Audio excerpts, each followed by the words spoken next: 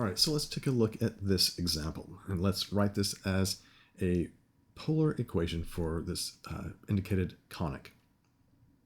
Now, as we read this, our eccentricity is 2/3. So since that's less than 1, we are expecting an ellipse whenever we graph that, and we'll check that with the graphing calculator here in just a moment. We see that our directrix is perpendicular to the polar axis. And because of that, that means we're going to be dealing with cosine of theta in our form.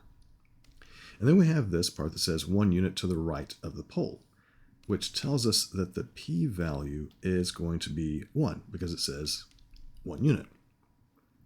And since it says to the right, that means we should have a plus in our form. So the basic form is going to start off like this.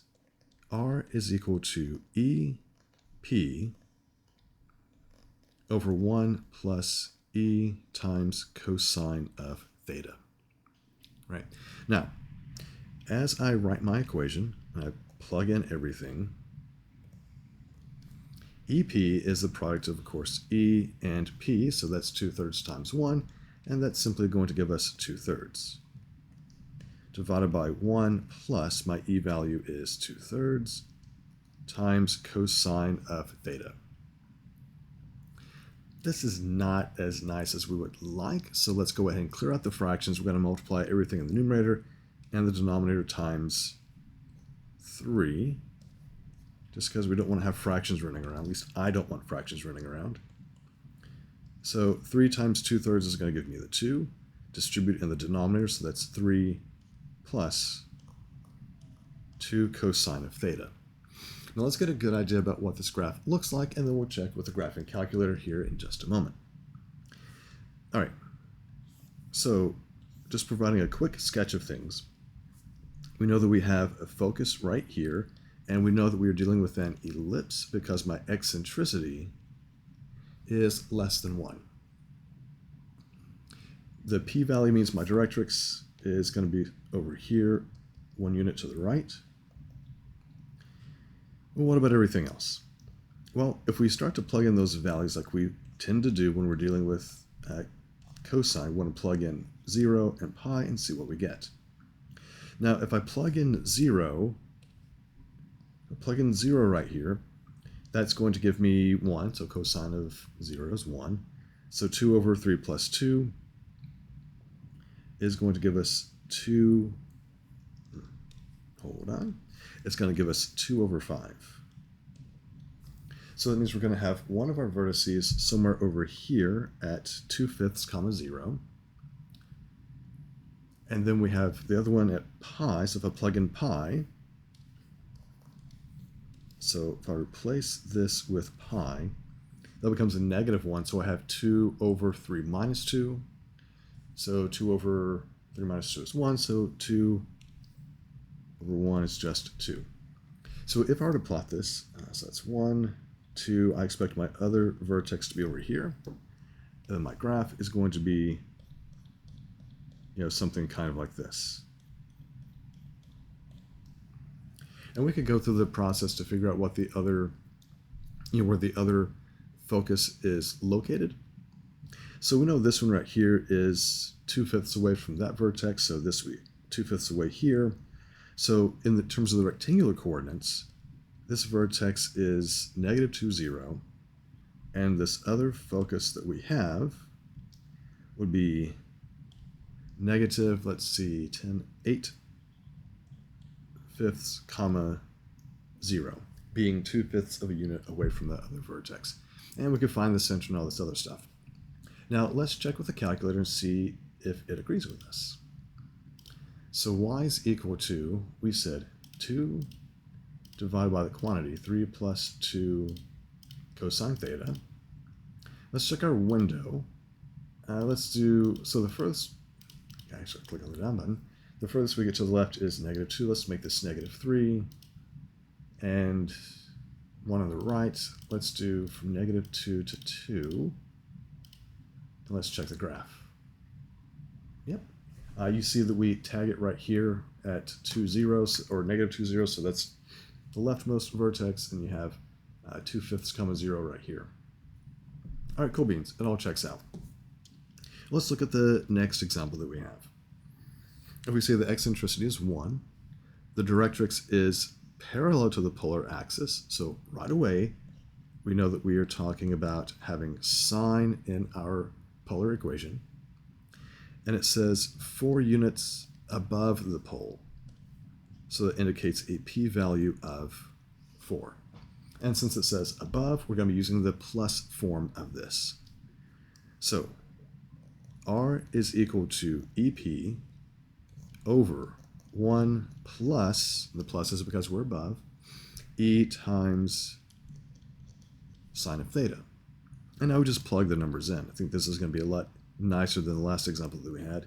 E times P is just, what you see here, 4 times 1. So we have 4 over 1 plus the E is 1. I don't need to write that. So sine theta.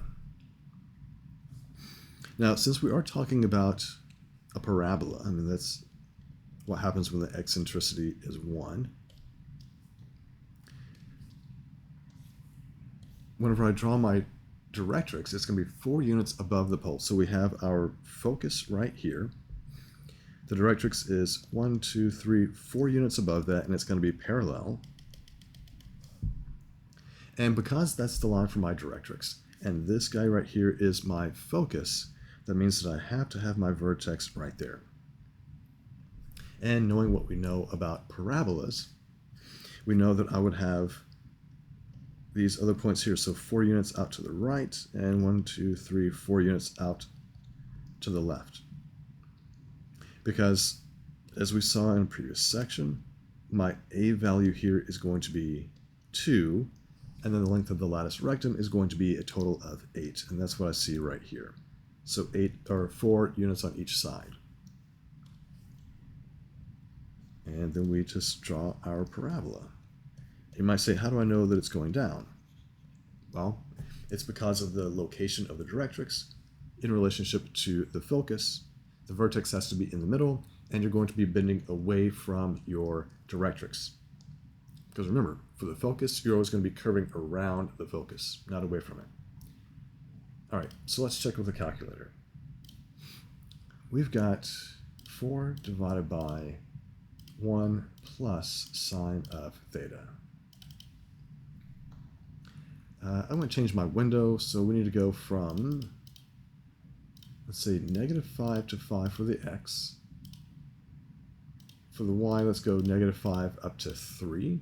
Let's see what we have here. Yep, there's the parabola, just like we graphed it.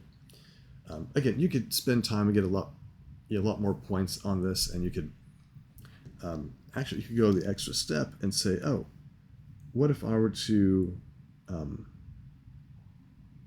write this in its rectangular form? Okay, so we did some examples of this before, so let's try that again. If I multiply times 1 plus sine of theta to get rid of my denominator, I would have r plus r times sine of theta equals 4. And the trick that we saw here is to make sure that you get the r by itself, and you move over the r sine of theta. Then we square both sides. This is just going to really help us get to that last stage where we can convert everything from polar quantities into rectangular quantities. So this gives me r squared. When I square this binomial, I get 16 minus 8 r times sine of theta plus r squared sine squared theta. And now we make our conversions. R squared we know is x squared plus y squared. 16 stays as 16 minus 8, and this piece right here is what will give us y. Remember, r sine theta is y. And then r squared sine squared gives me y squared. And when you start moving terms around, you'll see that the y squared terms reduce away. And we end up with x squared on the left. On the right, we would factor out the -8 to give us positive y minus 2. So from this form right here, there's a lot of information that we can get, as long as I can remember what I'm doing. So because of this form, we can easily pick out the vertex as being the ordered pair 0, positive 2. We can also identify from here that the A value is 2, which means 2 units above and 2 units below, you'll find your focus and you'll find your directrix. But because we have this negative right there, that negative means that we're going to have a parabola opening down. The x squared tells me it's going to be opening up or down, but the negative tells me we open down. And that's exactly what I have. You've got your vertex right there, opening down, and your A is 2. Again, we already mentioned that here, that the A value is 2. And then here's your latus rectum, which is going to be 4 times that. So everything fits together. How nice is that? All right. Well, that's it for these conic sections written as polar equations. Next time, we're going to be doing parametric equations, so stick around.